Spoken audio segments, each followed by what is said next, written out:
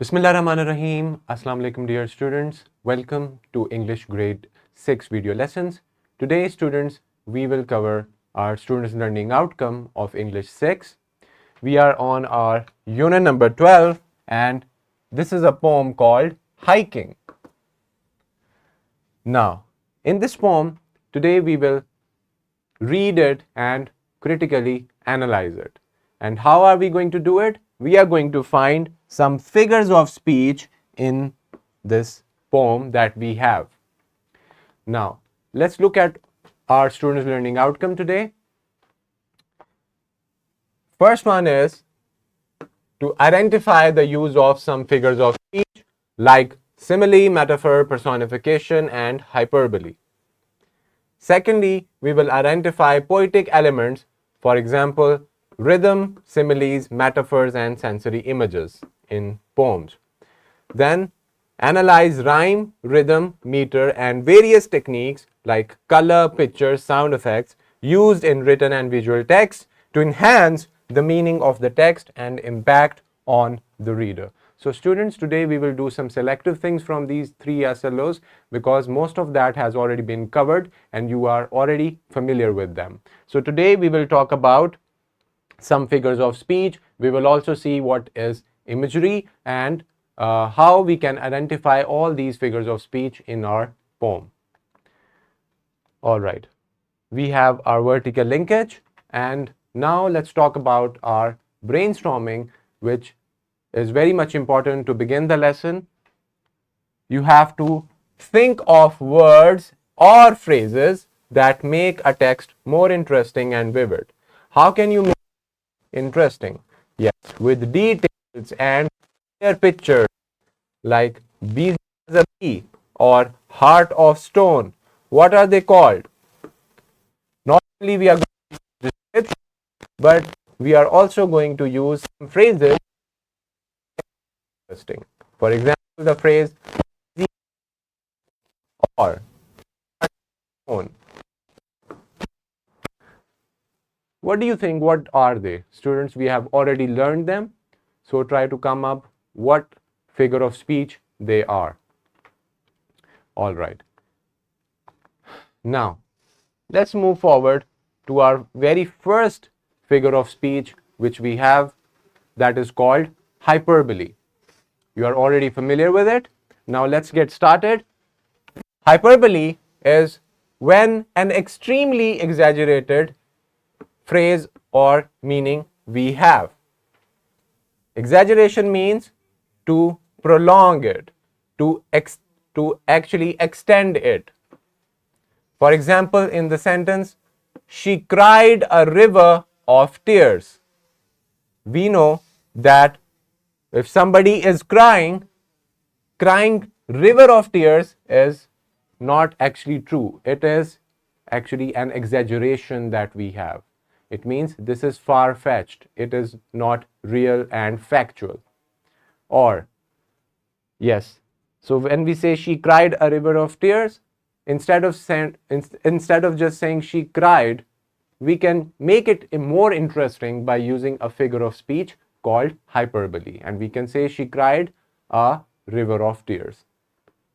Or you can also say that he is as strong as an ox. Or we can say that I'm so hungry I could eat a horse. This is also exaggeration and hyperbole examples. Now, when we are talking about sounds and we need to tell them, we are using some words and they are called onomatopoeia. We have learned this in the previous lesson. So just to give you a quick overview, onomatopoeia is when words sound like the noise being described. For example, we have a word splash. To describe the sound of dropping something, or crash. If two things are in a collision, they are colliding, then we have the word for it, crash. So this is also onomatopoeia. Now moving on to imagery, which we have found in our poem as well, if you have read the poem. So what is imagery? Imagery is when we're talking about images that we readers have in our mind when we are reading any poem. Sensory imagery, or imagery as we call it, is a literary device or a poetic device that writers or poets use to paint a picture in the audience's head or the reader's head. Often the imagery created appeals to the five senses. They are the sense of sound, the sense of hearing, taste, sight, smell, and touch.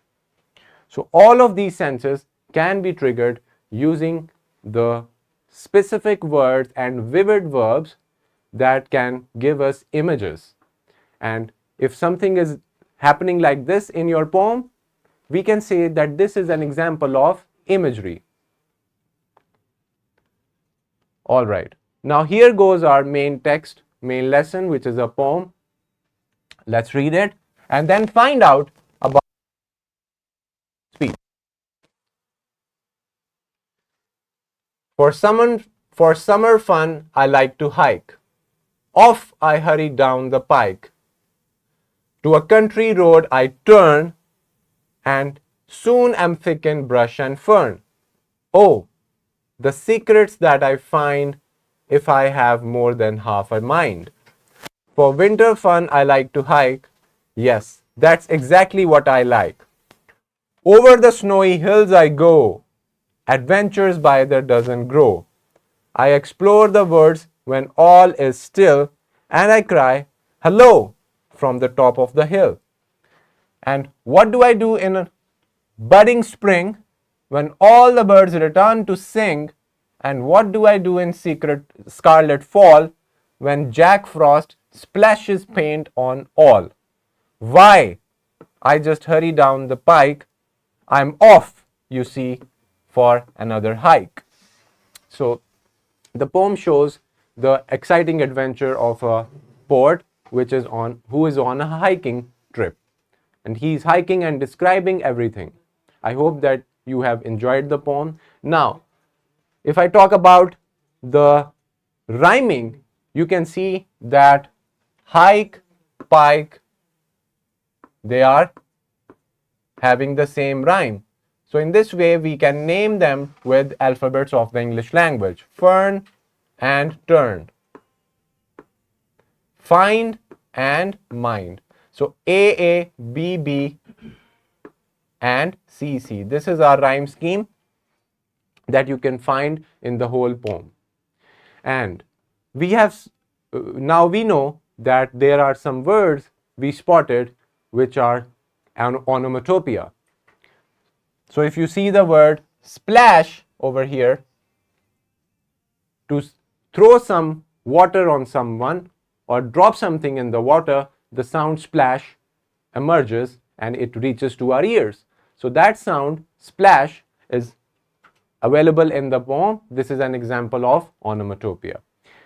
Now you can find so many different figures of speech, including the imagery.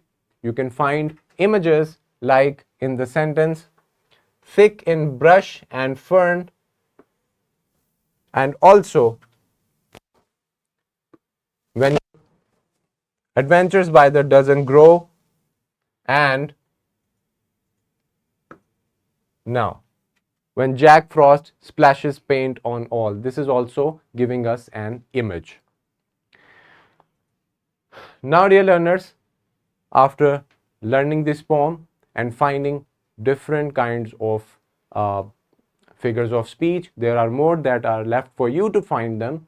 And in this classroom activity where you will pause the video and read this poem, the poem is called Winter Morning Poem.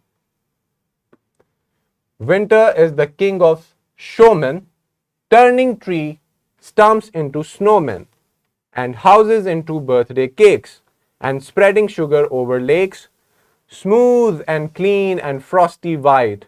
The world looks good enough to bite. That's the season to be young, catching snowflakes on your tongue. Snow is snowy when it is snowing.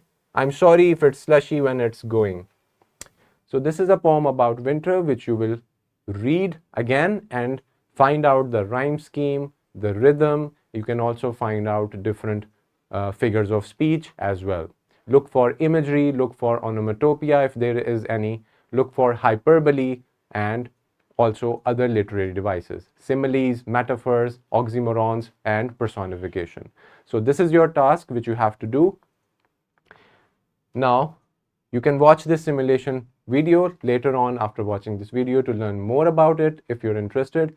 And moving on to our next slide, which is about your worksheet, where you will get it and you have to solve it according to the main lesson that we have.